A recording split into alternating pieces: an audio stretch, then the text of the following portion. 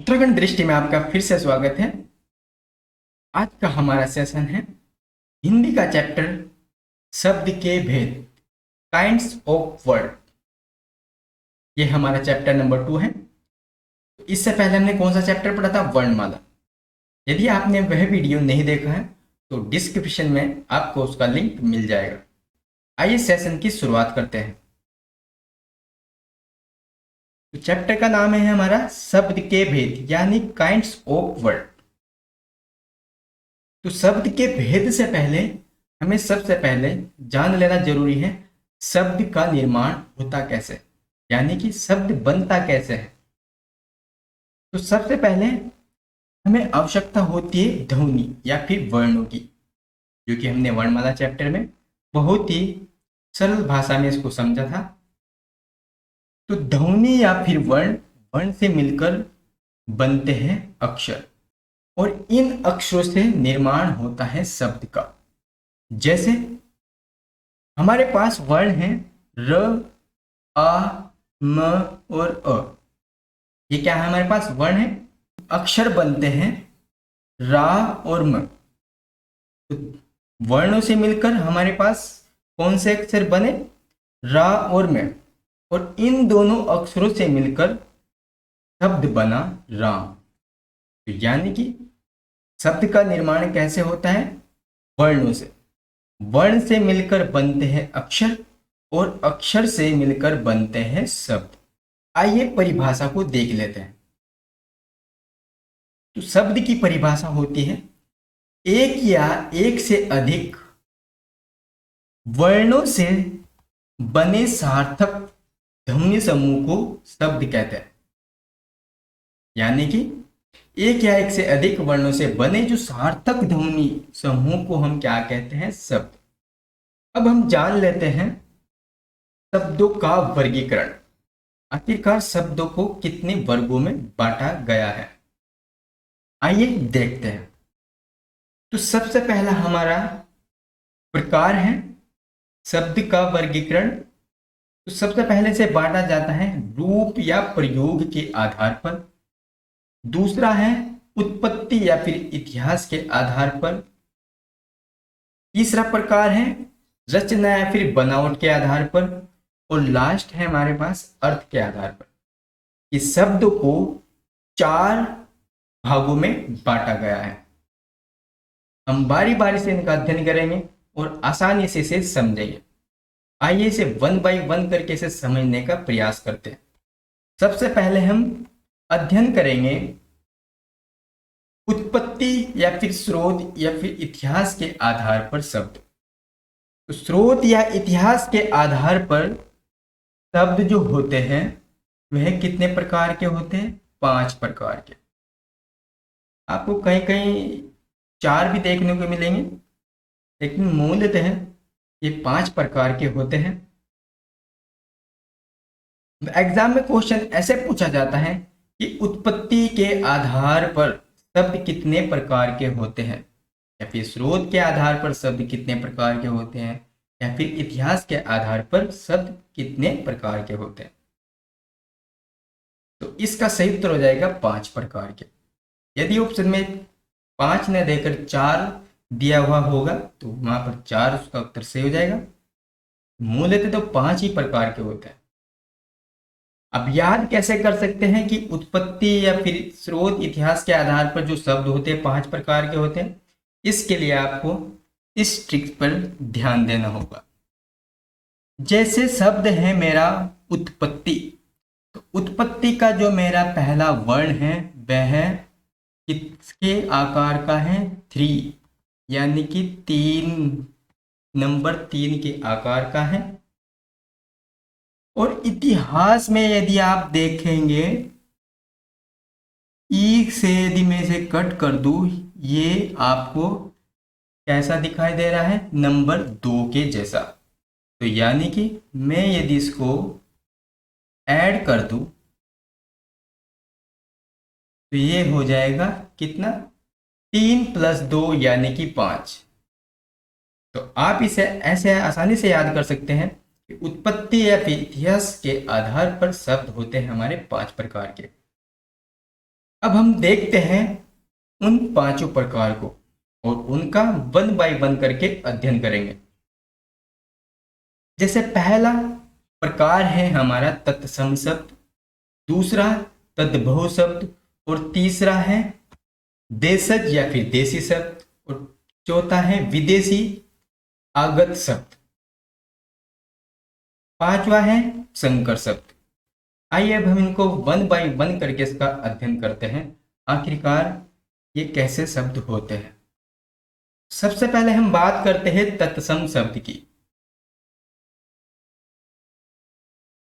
तो तत्सम शब्द 2 शब्दों से मिलकर बना है, तत् प्लस सम, यानी जिसका अर्थ होता है उसके समान, उसके किसके समान?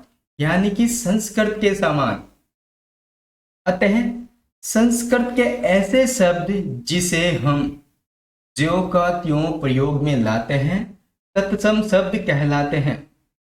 जैसे अग्नि,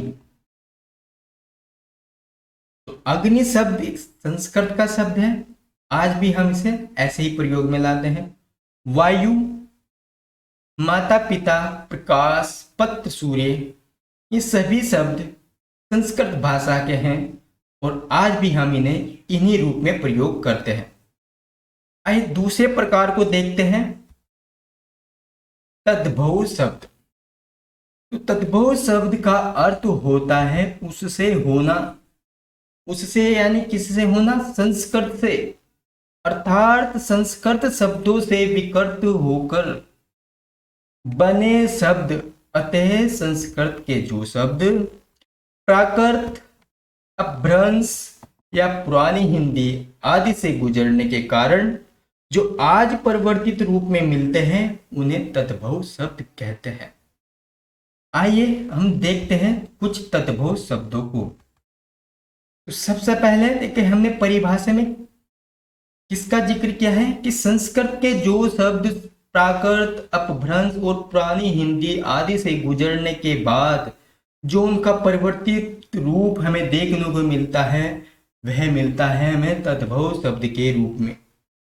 सबसे पहले हमारे पास शब्द है कर्पूर, संस्कृत भाषा का शब्द है, और जब इसका परिवर्तन रूप होता है प्राकृत भाषा में तो ये हो जाता है कपूर, और हिंदी में आज इसका प्रयोग हम किस रूप में करते हैं? कपूर के रूप में। ऐसे ही हमारे पास शब्द है संध्या, संस्कृत भाषा का शब्द है, तो संस्कृत से परिवर्तन होकर प्राकृत रूप में इसको संध्या पढ़ा गया, और प्राकृत रूप से हिंदी में जब इसका रूपांतरण हुआ इसको आज सांझ पढ़ा गया। आइए कुछ और शब्दों को ले लेते हैं। शब्द है उज्जवल, संस्कृत भाषा का शब्द है, इसका प्राकृत रूप उज्जल, और हिंदी में आज हम इसका प्रयोग किस रूप में करते हैं? उजला के रूप में। एक शब्द है हस्त, संस्कृत भाषा के शब्द है, परिवर्तन के बाद इस भाषा में परिवर्तन होता है प्राकृत रूप में इसको लिखा जाता है हत, और आज हिंदी में हम इसका किस प्रकार से प्रयोग करते हैं? हाथ। तो हिंदी में हम इसे कैसे लिखते हैं? हाथ। अब हम देखते हैं तीसरे प्रकार को, देशज यानी देसी शब्द। देशज शब्द का अर्थ होता है देश में जन्मा। अतः ऐसे शब्द जो क्षेत्रीय प्रभाव के कारण परिस्थिति में आवश्यकता अनुसार बनकर प्रचलित हो गए, देशज शब्द कहलाते हैं। यानी कि ये ऐसे शब्द होते हैं जिनका विकास देश में ही हुआ है। जैसे शब्द है हमारे पास गड़बड़,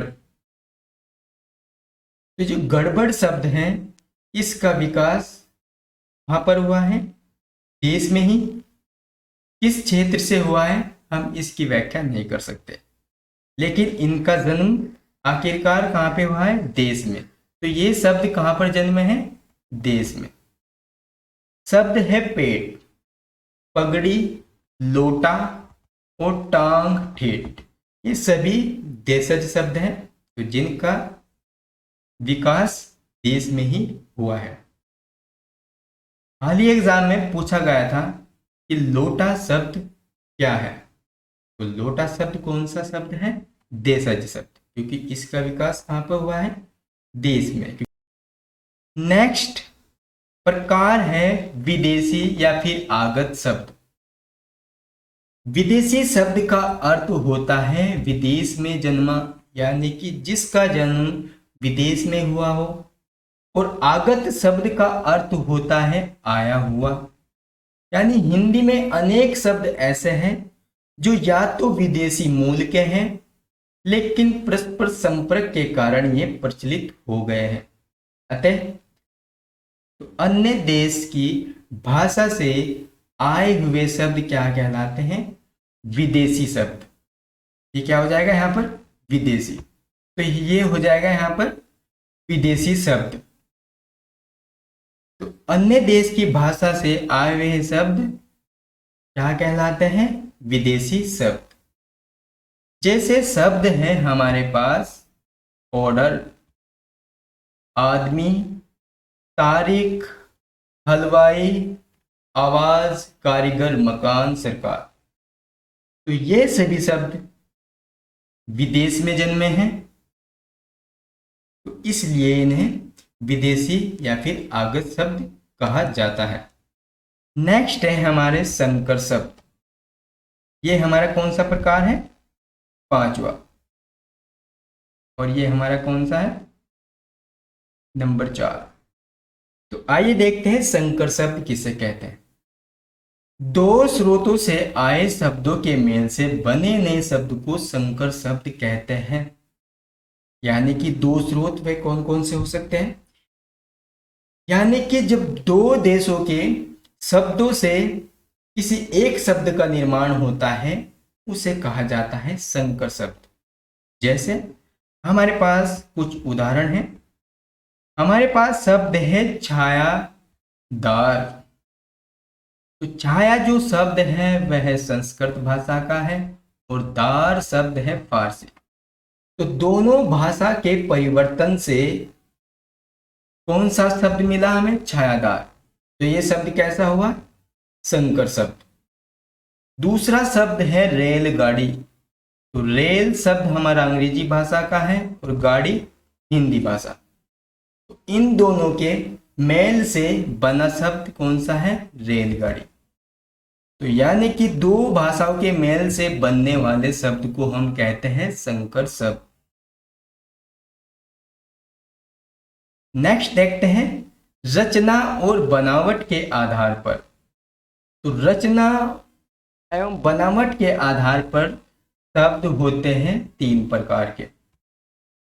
इसको आप कैसे याद कर सकते हैं कि रचना और बनावट के आधार पर शब्द कितने प्रकार के होते हैं, 3। तो देखिए इसे याद रखने का आसान सा तरीका है कि बनावट आदमी में कैसे होती है भाई एक व्यक्ति के पास साइकिल होती है और दूसरे के पास मोटरसाइकिल होती है और तीसरे के पास 4 पहियों की कार होती है। तो आदमी के अंदर जो बनावट होती है इसी प्रकार से हम इसे याद कर सकते हैं कि साइकिल, मोटरसाइकिल और 4 व्हीलर यानी कि 4 पहियों की कार, इसी प्रकार से अगर हम शब्दों में बात करें तो शब्द ये 3 प्रकार से होते हैं, रूढ़ और यौगिक और योग रूप। आइए इन्हें वन बाय वन करके समझने का प्रयास करते हैं। आखिरकार रूढ़ शब्द क्या होते हैं?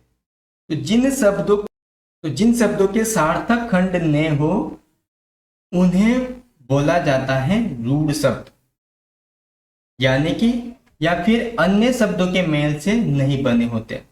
तो जो शब्द अन्य शब्दों के मेल से नहीं बने होते हैं उन्हें बोला जाता है रूढ़ शब्द। जैसे शब्द है हमारे पास चावल, तो यदि चावल को हम लिख देते चाव प्लस ल, तो इस शब्द का कोई अर्थ नहीं रह जाता। यानी कि आप ये कह सकते हैं, यदि रूढ़ शब्द को आप संधि विच्छेद में यदि तोड़ देते हैं तो वह अपना मूल अर्थ खो बैठते हैं। तो यानी कि इन्हें शब्दों में नहीं तोड़ा जा सकता। यदि इनको शब्दों में तोड़ा जा सकता है तो ये अपना मूल अर्थ खो देते हैं, उनका कोई अर्थ नहीं रहता। जैसे शब्द है दिन, यदि मैं दिन को इस प्रकार लिखता हूँ दी प्लस न, तो ना तो यहाँ पर दी का कोई अर्थ में देखने को मिलता है और न ही न। इसी प्रकार शब्द है घर, तो ये सभी शब्द कैसे शब्द है? रूढ़ शब्द है। इनको तोड़ा नहीं जा सकता। यदि आप इन्हें तोड़ने का प्रयास करते हैं तो इनका जो मूल अर्थ है वह क्या हो जाएगा? खो जाता है। नेक्स्ट है हमारे पास यौगिक। तो यौगिक शब्द का अर्थ होता है मेल से बना हुआ। जो शब्द दो या दो से अधिक शब्दों से मिलकर बनते हैं उसे यौगिक शब्द कहते हैं।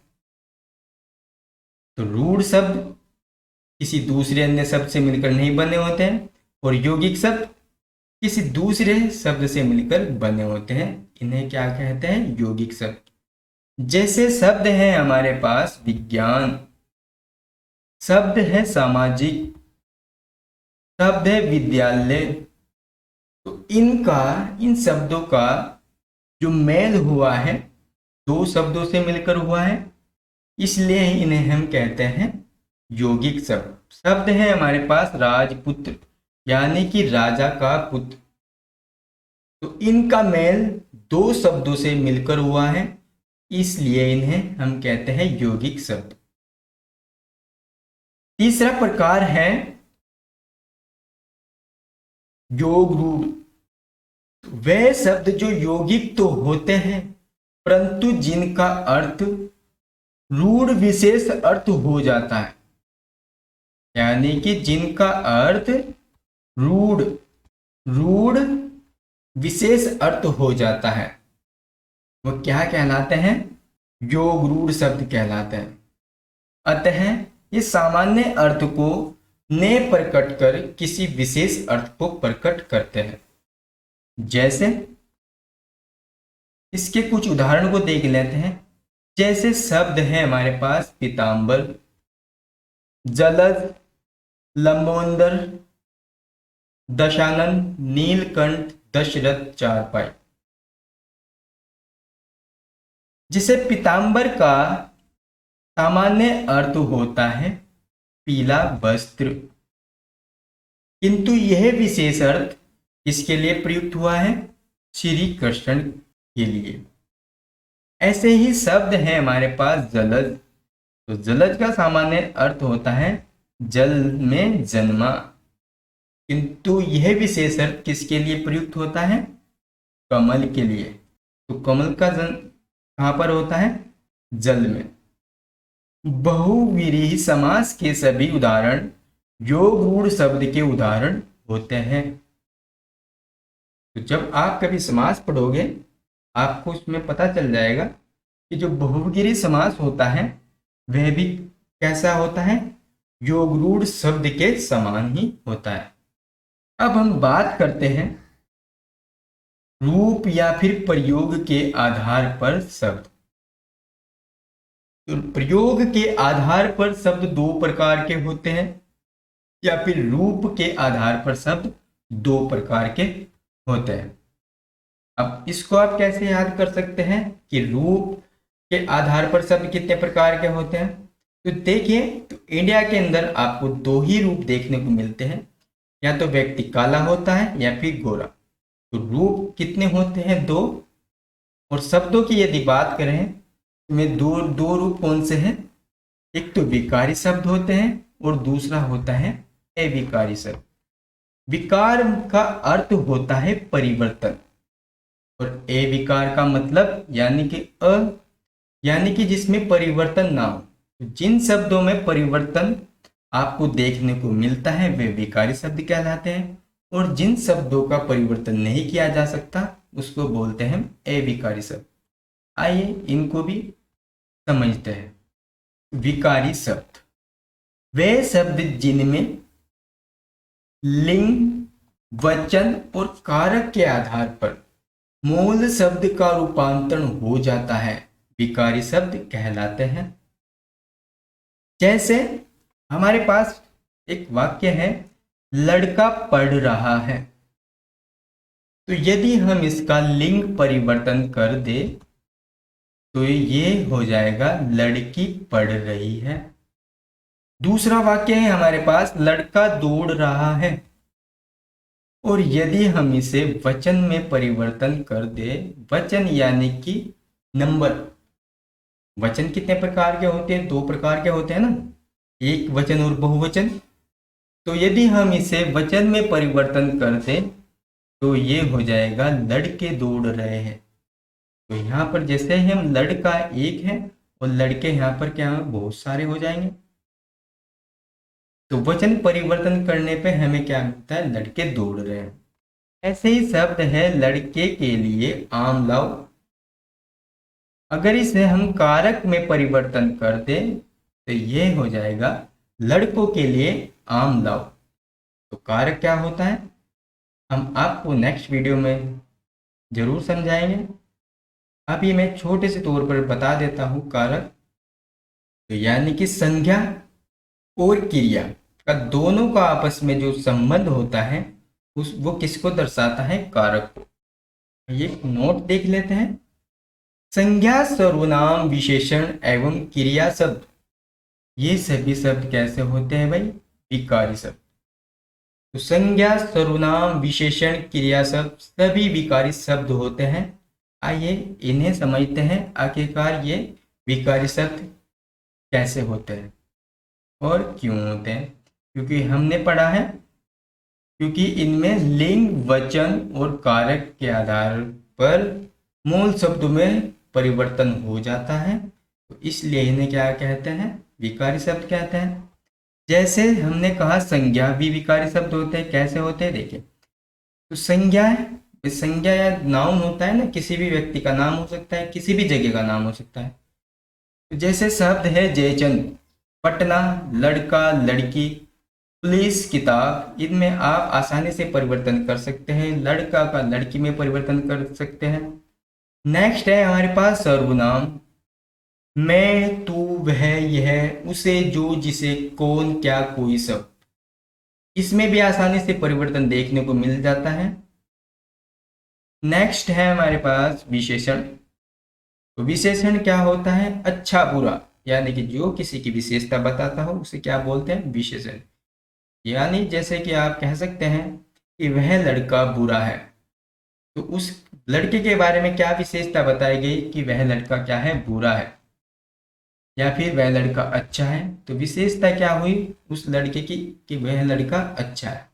नीला, पीला, भारी, मीठा, बुद्धू, सरल, जटिल आदि ये सभी विशेषण विकारी शब्द होते हैं। क्रिया की बात कर लेते हैं। खेलना, कूदना, सोना, जागना, लेना देना, खाना पीना, जाना आना, ये सभी शब्द भी विकारी शब्द कहलाते हैं। अब हम बात करते हैं अविकारी शब्दों की।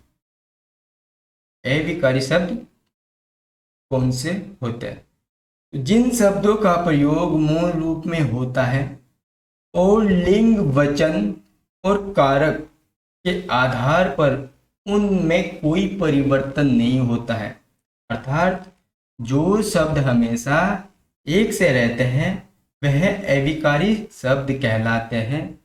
जैसे आज, मैं, और आदि अनेक सारे शब्द हैं जिनमें परिवर्तन देखने को नहीं मिलता। ये शब्द हमेशा एक ही जैसे रहता है। तो सभी प्रकार के अवयव अविकारी शब्द होते हैं। तो सभी प्रकार के अवयव शब्द जो होते हैं वह क्या होते हैं? अविकारी शब्द। जैसे क्रिया विशेषण अवयव, आज, कल, अब, कब, परसों, यहाँ, वहाँ, इधर, उधर, कैसे, क्यों आदि। तो ये सभी शब्द कैसे हैं? अविकारी शब्द।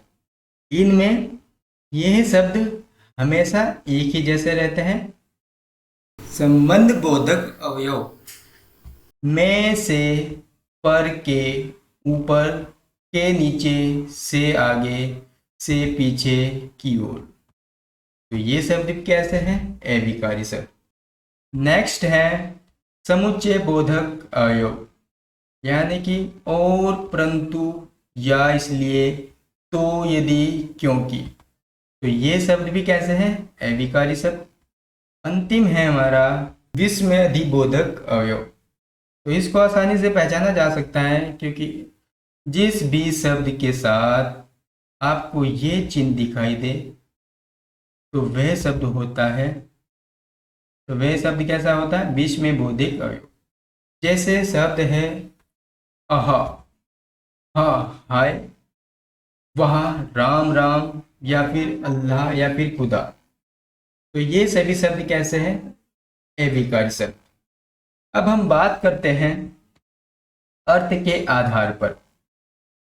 अर्थ के आधार पर शब्द कितने प्रकार के होते हैं? 4 प्रकार के। इसको आप कैसे याद कर सकते हैं? यदि मैं अर्थ को इंग्लिश में लिखूं तो कैसे लिखा जाएगा?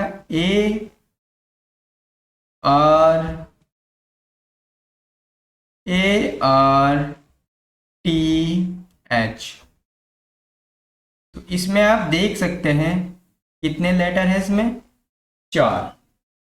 तो अर्थ के आधार पर शब्द भी 4 प्रकार के होते हैं। तो इसको आप ऐसे आसानी से याद रख सकते हैं। तो अर्थ के आधार पर शब्द होते हैं 4 प्रकार के। कौन कौन से? आपको इसमें याद रखना है, ये एक तो एकार्थी, और दूसरा आपको याद रखना है समानार्थी। इन दोनों से ही आपके 4 के 4 प्रकार कवर हो जाएंगे। जैसे पहला प्रकार है एकार्थी शब्द। यदि शब्द का अर्थ एक रहेगा उसको एकार्थी शब्द बोलेंगे। यदि अनेकार्थी शब्द इसका विपरीत हो जाएगा। जैसे यदि किसी शब्द का अर्थ एक ही रहेगा और दूसरे शब्द का अर्थ क्या रहेगा? अनेक। तीसरे में समानार्थी, यानी कि जिन शब्दों का अर्थ समान रहता है उन्हें समानार्थी शब्द कहते हैं, और जिन शब्दों का अर्थ विपरीती, यानी कि विलोम शब्द, विलोम उल्टा होता है, उन्हें हम विलोम शब्द या फिर विपरीती कहते हैं। आइए वन बाय वन समझने का प्रयास करते हैं। तो सबसे पहले हम देखते हैं एकार्थी शब्द को। जिन शब्दों का केवल एक ही अर्थ होता है उसे एकार्थी शब्द कहते हैं।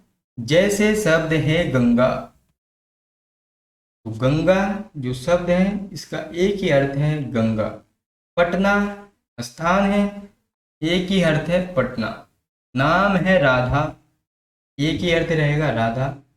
शब्द है मार्च, एक ही अर्थ रहेगा। शब्द है जर्मन, एक ही अर्थ रहेगा। तो यानी कि एकार्थी शब्द, जिन शब्दों का केवल एक ही अर्थ होता है, एकार्थी शब्द कहलाते हैं। दूसरा है अनेकार्थी शब्द। अनेकार्थी शब्द यानी जिन शब्दों के एक से अधिक अर्थ हो उनको हम क्या कहते हैं? अनेकार्थी शब्द। जैसे हार। तो एक तो हार होता है गले का। तो एक हार का मतलब क्या होता है भाई? एक तो होता है गले का हार और दूसरा अर्थ होता है इसका प्राज्य, यानी कि हारा हुआ। शब्द है कनक, तो कनक को हम सोना भी बोलते हैं और दूसरा अर्थ है इसका धतूरा। शब्द है कर, तो कर का अर्थ हाथ भी होता है और कर का अर्थ टैक्स भी होता है। तीसरे प्रकार को देखते हैं, समानार्थी शब्द या फिर पर्यायवाची शब्द। तो हिंदी भाषा में अनेक शब्द ऐसे होते हैं जो समान अर्थ देते हैं, उन्हें समानार्थी या फिर पर्यायवाची शब्द कहते हैं। जैसे शब्द है आकाश, आकाश का पर्यायवाची शब्द कौन सा है? नभ, गगन, आसमान, या फिर समान अर्थ है तो आकाश के समान ही नभ और गगन और आसमान का अर्थ होता है। और पर्यायवाची की बात करें तो ये आकाश के क्या है? पर्यायवाची। जैसे शब्द है सूर्य, तो इसका पर्यायवाची क्या होता है? रवि, भानु, भास्कर, यानी सूर्य को हम रवि भी बोलते हैं, भानु भी और भास्कर भी। शब्द है बादल, तो बादल को मेघ, जलद, वारिद अनेकों नाम से इसे जाना जाता है। तो ये सभी पर्यायवाची शब्द होते हैं, तो इन्हीं शब्दों को हम बोलते समानार्थी शब्द या फिर पर्यायवाची शब्द। लास्ट प्रकार है विपर्यार्थी या फिर विलोम शब्द। तो जो शब्द विपरीत अर्थ का बोध कराते हैं, जो शब्द विपरीत अर्थ का बोध कराते हैं उसे बोलते हैं विपरीतार्थी या फिर विलोम शब्द। जैसे उदाहरण देख लेते हैं, शब्द है जय, तो जय यानी कि जीत, तो इसका जो विलोम शब्द होगा वह हो जाएगा पराजय, यानी कि हारा हुआ। तो सच शब्द का विलोम क्या हो जाएगा? झूठ। शब्द है पाप, इसका विलोम शब्द हो जाएगा पुण्य। और शब्द है दिन, इसका विलोम शब्द हो जाएगा रात। तो विलोम शब्द या फिर विपर्यार्थी शब्द कैसे होते हैं? तो जो शब्द विपरीत अर्थ का बोध कराते हैं उन्हें हम क्या कहते हैं? विपरीतार्थी या फिर विलोम शब्द। तो यदि उत्तराखंड दृष्टि का आपको यह सेशन अच्छा लगा है तो आप उत्तराखंड दृष्टि चैनल को आप लाइक एंड सब्सक्राइब जरूर कीजिए और कमेंट में हमें जरूर बताएं कि यह सेशन आपके लिए कैसा रहा। यदि उत्तराखंड दृष्टि के आपको सभी वीडियो पसंद आ रहे हैं तो आप उत्तराखंड दृष्टि चैनल को लाइक एंड सब्सक्राइब करना ना भूलें। आपसे फिर मुलाकात होगी एक नए सेशन के साथ, तब तक के लिए नमस्कार।